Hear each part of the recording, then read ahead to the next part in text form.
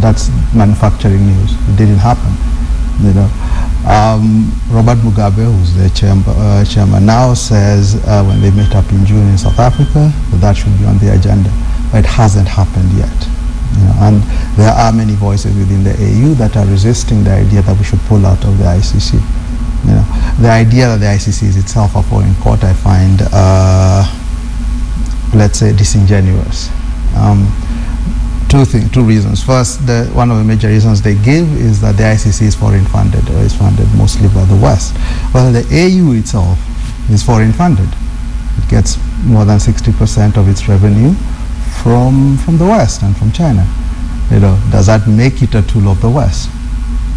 So there are questions that are now being asked.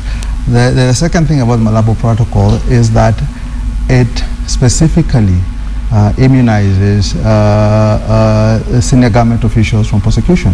Yet across the continent, it is senior government officials that commit or accuse of committing the worst crimes. It's governments that are killing their own people.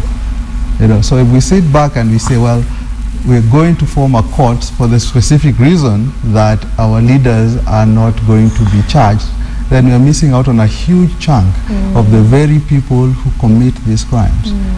It is not about justice. In my reading, the Africa Court of Justice and Human Rights would be a really good idea, if it was made part of the international system. So that you've got a hierarchy from local justice institutions to a continental one to an international one, and that they work together.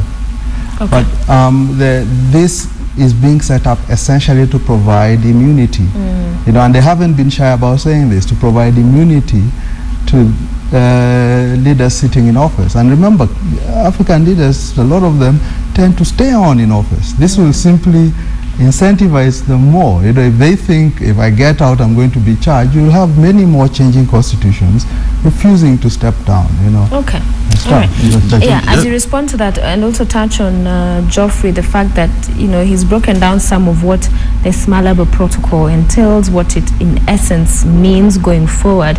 But a lot of journalists are simply quoting it, news pieces on the papers. But many people, it's just that Malabo Protocol, but without understanding of what that in actual fact would mean. Just first to start from where you stopped, the issue of not only insulating or protecting African leaders from going to court. One thing in the Malabo agreement is that a sitting president, not a sitting president, that those Africans who are seen to be wanting to take power through unconstitutional means. It's one of the. It's a clever way of probably these sitting African heads of state will keep off. Like if you remember the issue of Ivory Coast.